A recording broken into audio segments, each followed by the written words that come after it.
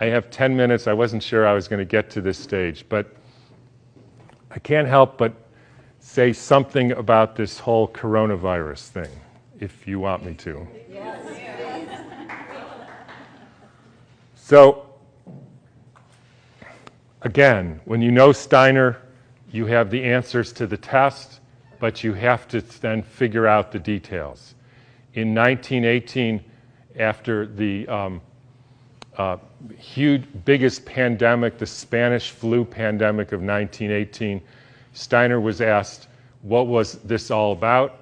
And he said, well, viruses are simply excretions of a toxic cell. Viruses are pieces of DNA or RNA with a few other proteins. They bud out from the cell. They happen when the cell is poisoned. They are not the cause of anything. And the first way I would encourage you to think about this is if you are a famous dolphin doctor, right? And you have been studying dolphins in the Arctic Circle for hundreds of years, or at least a long time, and the dolphins were fine. And then they call you up, Fred, all the dolphins, or a lot of the dolphins are dying in the Arctic Circle. Can you come and investigate? Right? And you have one question to ask. So, show of hands. How many of you would say, I want to investigate a dolphin to see the genetic makeup of that dolphin? Nobody, because that's stupid. How many of you would say, I want to see if this dolphin and that dolphin has a virus because it might be contagious and that's why all these dolphins are getting sick? That fellow. How many of you would say, excuse my French here, did somebody put some shit in the water here? Like Exxon Valdez? Anybody? Everybody. Because that's what happened. And the cells get poisoned. They try to purify themselves by excreting debris, which we call viruses.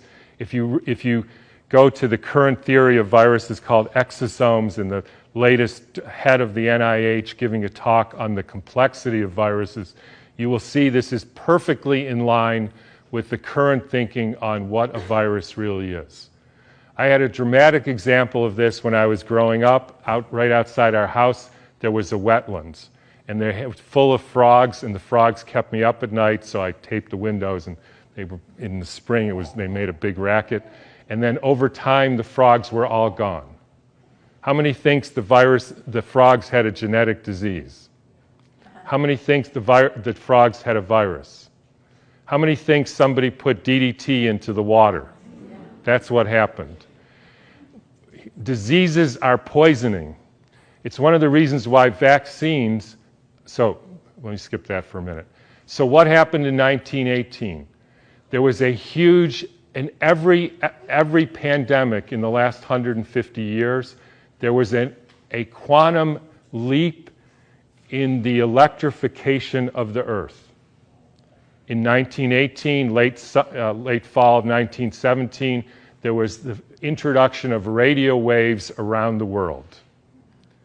Whenever you expose any biological system to a new electromagnetic field, you poison it, you kill some, and the rest go into a kind of suspended animation so that, interestingly, they live a little bit longer and sicker.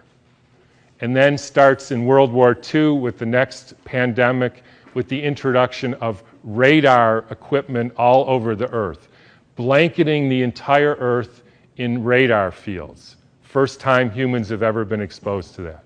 In 1968, there was the Hong Kong flu, and it was the first time the Earth has a protective layer in the Van Allen belt, which essentially integrates the cosmic fields from the sun and the Earth, from the moon and Jupiter, etc., integrates that and essentially distributes that to the living beings of the Earth. And we put satellites emitting radioactive frequencies in the Van Allen belt. Within 6 months, we had a new viral pandemic.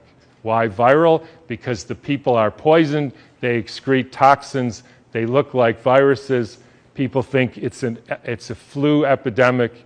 In the 1918 epidemic, the Boston Health Department decided to investigate the contagiousness of this.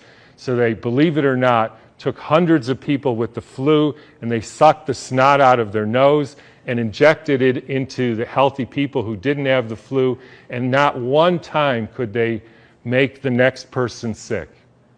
They did this over and over again, and they were not able to demonstrate contagion. They even did it with horses who apparently got the Spanish flu, and they put bags over their head, and the horses sneezed in the bag, and they put the bag over the next horse, and not one horse got sick.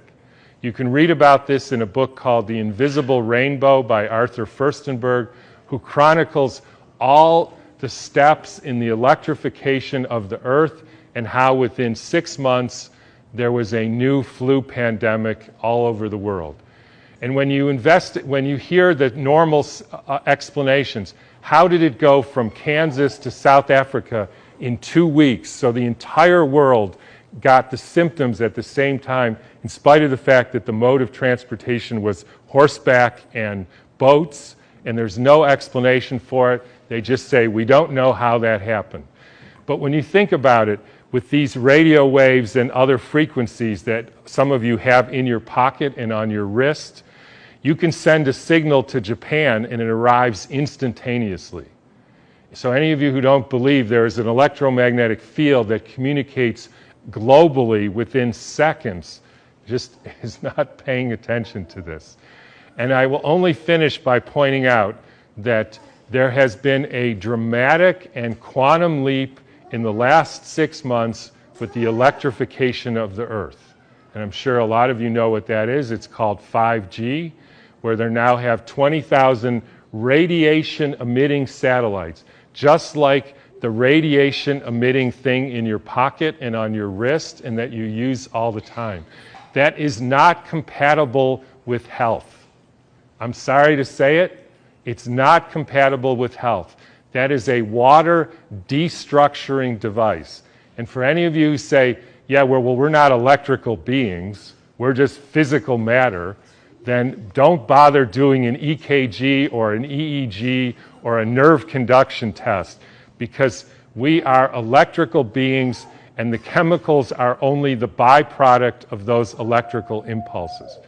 And I'll finish with, anybody want to make one guess as to where the first completely blanketed 5G city in the world was? Exactly. So when you start thinking about this, we are in an existential crisis here, folks, the likes of which humankind has never seen. And I don't want to go all Old Testament prophet on you, but this is something that is unprecedented. The putting of 100,000 satellites in the very blanket of the Earth. And by the way, as I was going to say earlier, this actually has something to do with the vaccine question. And this got brought home to me because about a year ago or so, I had a patient who came in who was totally fine, a surfer and all, and then he works as an electrician putting in Wi-Fi systems for very wealthy people. Electricians have a very high mortality rate, but he was fine. And then he breaks his arm and he gets a metal plate put in his arm. 3 months later, he couldn't get out of bed and was total, heart irregularities, just total collapse. The susceptibility has to do with how much metal you have in your body, as well as the quality of the water in your cells. So if you start injecting aluminum in people, they become receptors for absorbing increased electromagnetic fields, and that is a perfect storm for the kind of deterioration of the species, which is what we're now experiencing.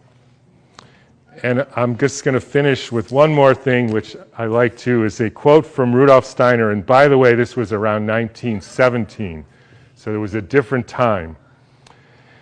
In times when there were no electrical currents, when the air was not swarming with electrical influences, we're talking 1917, it was easier to be human.